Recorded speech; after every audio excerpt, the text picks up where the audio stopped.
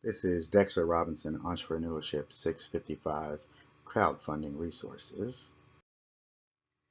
For my presentation, I decided to do a presentation on FundRazr. FundRazr is a online crowdfunding platform that is not only for businesses but individuals, nonprofits, organizations, team sports. They literally have a platform for everyone.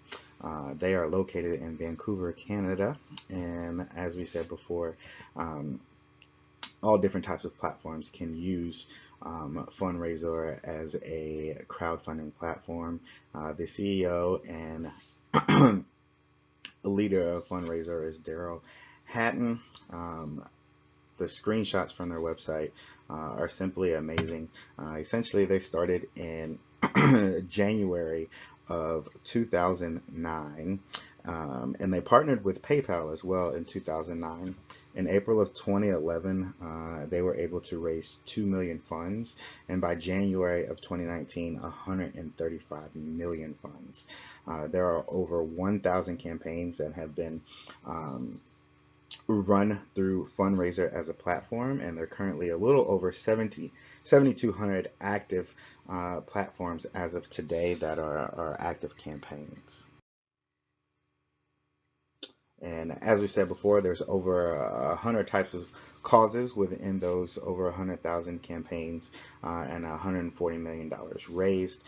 They do a great job on their website of sharing different types of success stories for fundraising opportunities to show that anyone and everyone has the capability to fundraise through this site. One of the things I did notice on their website is that they do have restrictions depending on if the fundraising is for a charity, due to specific fundraising laws, regulations, and requirements around fundraising. You do have to provide a little bit additional detail as well as how those funds will be raised and where they will go specifically. So if it is for a specific, if it's a charity fundraising event, it is something that you should keep in mind, that there could be additional restrictions for that. So the platform is free. Essentially, anyone can use it. The free one is really for nonprofits or personal fundraising, teams, school groups, things like that. And then there's a pro version that has some behind the scenes tools and platforms for businesses, nonprofits, and charities that they may need to know.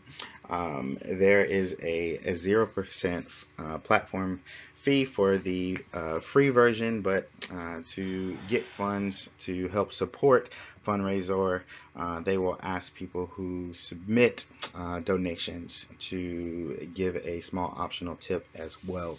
I'm sure on the back end they invite those using the platform to donate too. On the Pro one, there's a small 5% platform fee to cover some of the power tools and the cost. The standard payment fees that apply is for transactions, so no different than a credit card fee for a transaction that you may have to pay or something like that. It's a processing fee, if you will. In the United States, payments can be made by credit card, debit card, PayPal, WePal, or Stripe. So there's a plethora of options for payment, as well as you can see the advanced tools that you would be paying for. So you could set up things like reoccurring donations and do sponsored campaigns and things like that. And it has some additional analytics, things that you might be interested in depending on where your funding is coming from. It may strategically help you better understand your product rollout for your business. So those things are things that you definitely want to pay for, just because it's going to give you a little bit more insight into your business and who's interested in your business as well. So we definitely encourage the pro platform as opposed to the free platform. As far as getting started, you'll create an account as well as name your campaign. So you can create that account through your Google, your LinkedIn, your Facebook, or you can simply create the account through the platform itself. It's recommended that you use one of your social media logins or your email address, as it makes it easier to share your campaign. That information is integrated with the FundRazr platform to make sharing easy. The next step, once you've created an account, is to tell a little bit about your business and your story, right? A little bit more than just the name, but a little bit of background about the business, similar to the slide that I shared to you about FundRazr. The step 3 is share a little bit more of the details. What's the meat? What are you really trying to do, and where are you looking to go? How can this money be used? Where will it be used? All those details that people who are providing donations are going to essentially want to know. Step 4 is to determine the funding. So there's a couple of different ways that you can decide to do that for the business aspect of it. You can do what they refer to as a keep it all. So the keep it all method is essentially if someone makes a donation, once it's passed all the security clearances, it's directly deposited into your account. So if you were to send me $10 in a donation, once the processing fee is cleared and it's a secure transaction, it will then be deposited into my account. The other option that you have is the all or nothing method. So similar to what you may have seen on GoFundMe or something similar, the funds are not deposited in the campaign's account unless the goal is met or exceeded.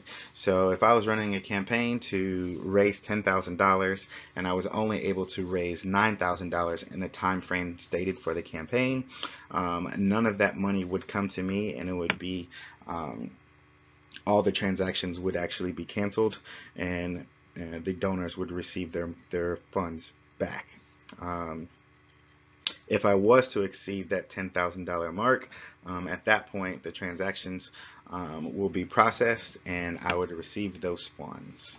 And then the last piece is to actually review your campaign and platform and make sure it's something that you want to share with others before it's officially submitted. And then the last step is to actually launch the campaign. So it's published, it's public, and you can share it through FundRazr and direct people specifically to your unique URL, as well as share it through different social media platforms.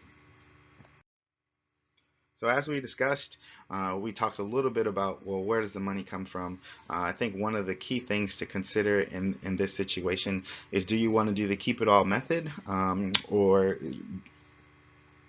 do you want to do the all or nothing method?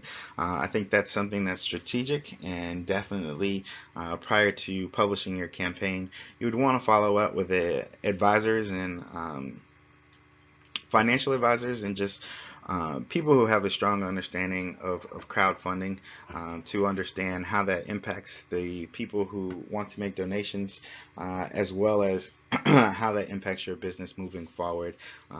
While it seems like a simple answer, I personally feel as though that is one of the keys to the campaign in itself. So in all, I think FundRazr is a great platform because it's available to any type of business, nonprofit, personal crowdfunding efforts. So as an entrepreneur, it gives you plenty of flexibility to fundraise in the way that you may need to. There's different opportunities within each platform, whether it's the pro platform or the free platform, so you can determine your business needs and the type of analytics and back-end information that you would need as well. There are plenty of payment options, and internationally, even if you're out the United States, there's still some opportunities to receive funds as well as launch campaigns. And then lastly, you can look over FundRazr's timeline on their website and see that they continually collect and raise the bar for funds raised. As I stated earlier in the presentation, in January 2019, they were at $135 million, where just in 2011 they were at $2 million. So I anticipate that they will continue to grow and be successful. They have case studies and success stories up there to reinforce what they're saying. So I think they've done a great job of putting the research in front of potential people who want to launch their campaign, to understand that this is a great site to launch their campaign. Thank you for listening. This is Dexter Robinson, Entrepreneurship 655.